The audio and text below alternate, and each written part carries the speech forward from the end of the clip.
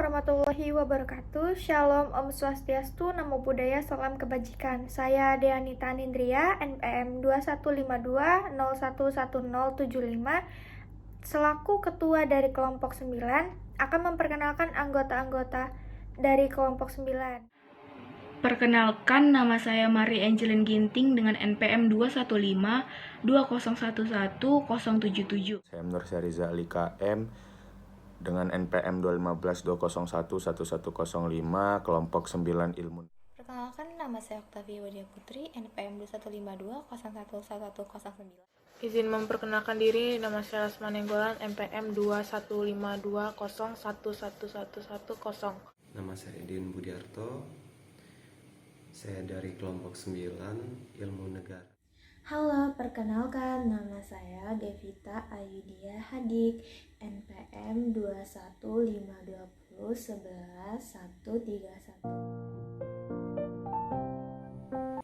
Di sini saya diberikan tugas memberikan contoh dua kasus bipatrite dan apatrite.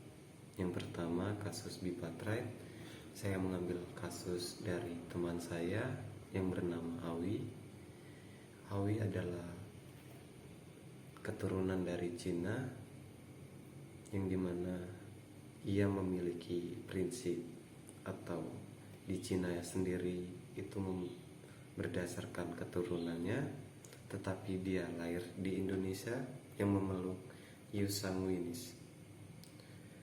Dalam hal ini beliau sekarang berstatus kewarganegaraan ganda dan sampai sekarang ini belum tercantumkan atau beliau belum memilih satupun negara tersebut.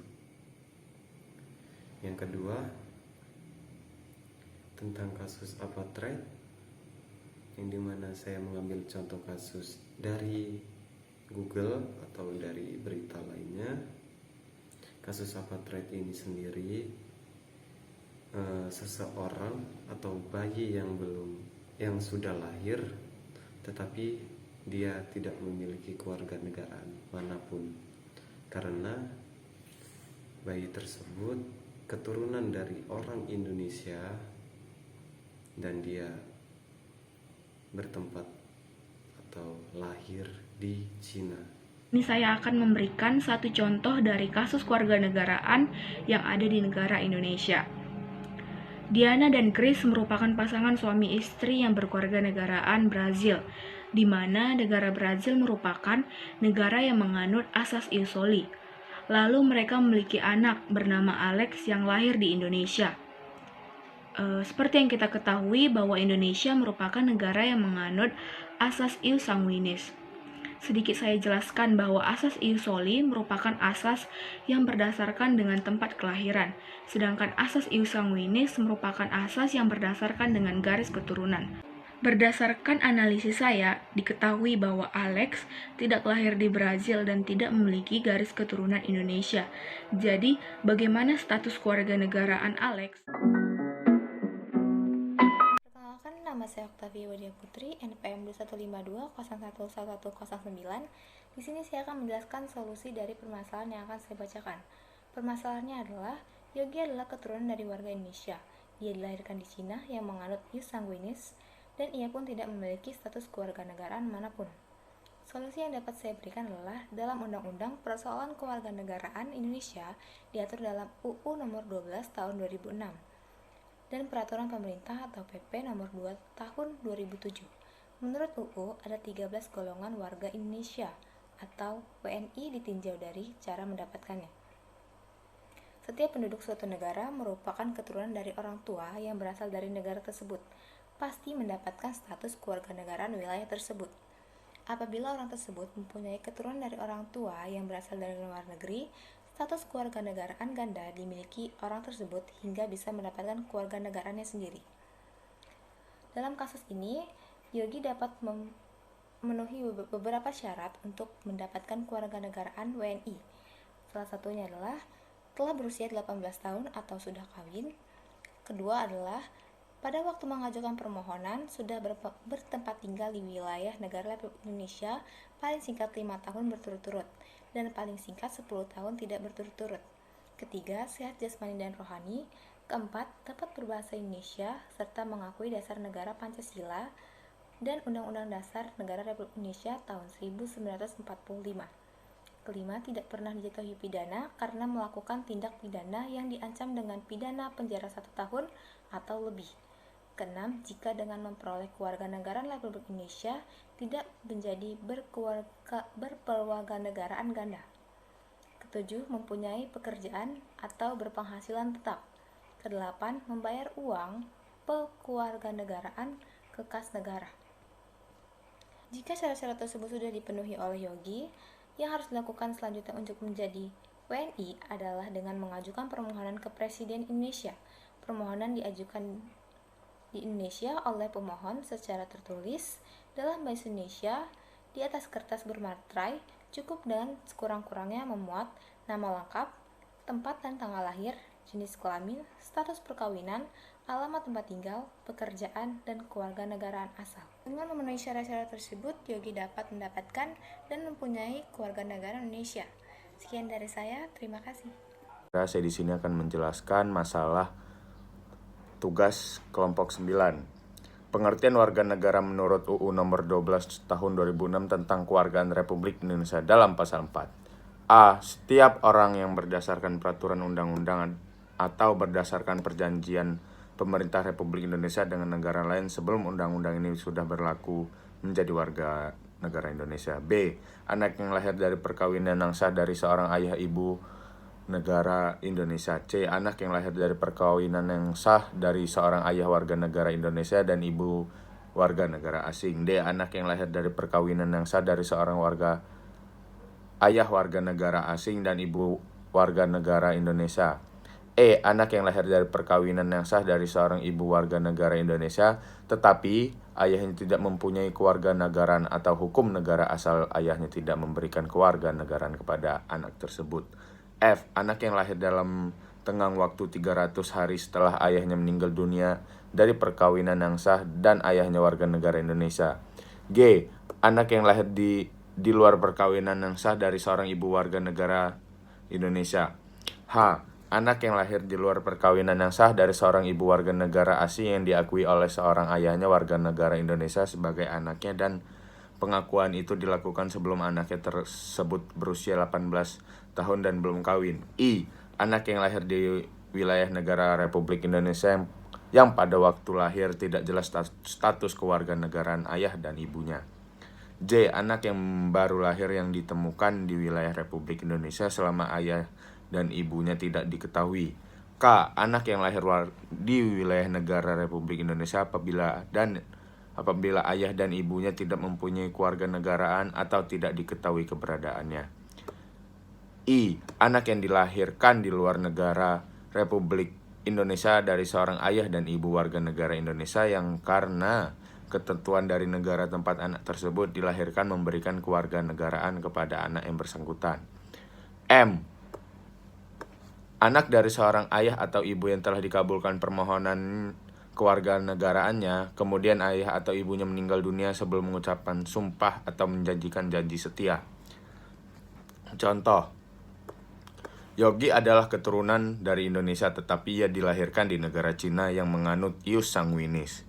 Otomatis Yogi ketika kembali ke negara Indonesia, dia menjadi warga negara Indonesia karena menurut UU nomor 12 tahun 2006 tentang Kewarganegaraan Republik Indonesia menganut asas ius sanguinis, yaitu asas yang menentukan kewarganegaraan seorang berdasarkan keturunan bukan berdasarkan tempat kelahiran. Pada poin kedua dan ketiga, dapat dilihat bahwa setiap anak yang lahir dari perkawinan yang sah dari seorang ayah atau ibu warga negara Indonesia akan langsung memperoleh kewarganegaraan Indonesia walaupun ia lahir di negara manapun. Karena Indonesia menganut asas ius sanguinis.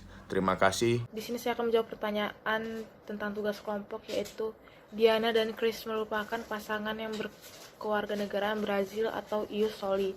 Mereka mempunyai anak bernama Alex yang lahir di Indonesia atau ius sanguinis.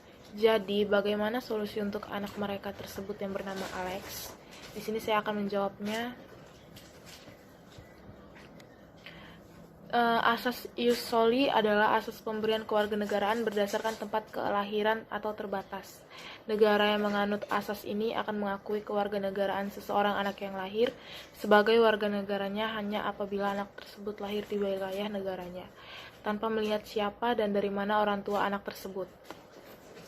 Untuk asas ius sanguinis adalah asas pemberian kewarganegaraan berdasarkan keturunan orang tuanya.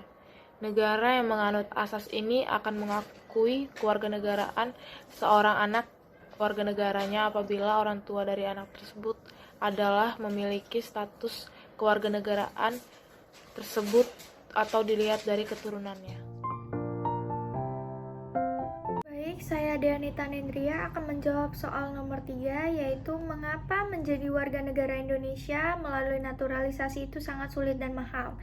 Karena untuk menjadi warga negara Indonesia itu meliputi 10 tahapan atau 10 syarat yang telah ditetapkan Kementerian Hukum dan HAM Republik Indonesia. Yang pertama, telah berusia 18 tahun atau sudah kawin. Yang kedua, pada waktu mengajukan permohonan sudah bertempat tinggal di wilayah negara Republik Indonesia paling singkat 5 tahun berturut-turut atau paling singkat 10 tahun tidak berturut-turut. Yang ketiga, sehat jasmani dan rohani. Yang keempat, dapat berbahasa Indonesia serta mengetahui dasar negara Pancasila dan Undang-Undang Negara Republik Indonesia tahun 1945. Yang kelima, tidak pernah dijatuhi pidana karena melakukan tindak pidana yang diancam dengan pidana penjara 1 tahun atau lebih. Yang keenam, jika memperoleh kewarganegaraan Republik Indonesia, tidak menjadi berkewarganegaraan ganda atau kewarganegaraan lain. Yang ketujuh, mempunyai pekerjaan atau berpenghasilan tetap. Yang kedelapan, membayar uang pewarganegaraan ke kas negara. Yang kesembilan, membuat permohonan secara tertulis dalam bahasa Indonesia di atas kertas bermaterai. Cukup kepada kepala kantor wilayah Departemen Hukum dan HAM atau perwakilan Republik Indonesia di luar negeri, dengan isi nama lengkap, tempat tanggal lahir, alamat tempat tinggal, kewarganegaraan pemohon, nama lengkap suami atau istri, tempat dan tanggal lahir suami atau istri, kewarganegaraan suami atau istri. Yang ke-10, permohonan tersebut harus dilampiri dengan fotokopi kutipan akte kelahiran pemohon yang disahkan oleh pejabat yang berwenang, fotokopi kartu tanda penduduk atau surat keterangan tempat tinggal pemohon yang disahkan oleh pejabat yang berwenang, fotokopi kutipan akte kelahiran dan kartu tanda penduduk warga negara Indonesia suami atau istri pemohon yang disahkan oleh pejabat yang berwenang, fotokopi kutipan akte perkawinan atau buku nikah pemohon dan suami atau istri yang disahkan oleh pejabat yang berwenang, surat keterangan dari kantor imigrasi tempat tinggal pemohon yang menerangkan bahwa pemohon telah bertempat tinggal di Indonesia paling singkat 5 tahun berturut-turut atau paling singkat 10 tahun tidak berturut-turut, surat keterangan catatan kepolisian dari kepolisian di tempat tinggal pemohon, surat keterangan dari perwakilan negara pemohon yang menerangkan bahwa setelah pemohon memperoleh kewarganegaraan Republik Indonesia, ia kehilangan kewarganegaraan yang bersangkutan. Pernyataan ditulis bahwa pemohon akan setia kepada Negara Kesatuan Republik Indonesia, Pancasila, Undang-Undang Dasar Negara Republik Indonesia, dan akan membelanya dengan sungguh-sungguh serta akan menjalankan kewajiban yang dibebankan negara sebagai warga negara Indonesia dengan tulus dan ikhlas. Kemudian pas foto pemohon terbaru berwarna dengan ukuran 4x6 sebanyak 6 lembar. Kemudian kenapa menjadi warga negara Indonesia melalui naturalisasi itu sangat mahal? Yaitu karena biaya pendaftaran kewarganegaraan melalui naturalisasi itu sekitar 5 juta rupiah. Sekian, terima kasih.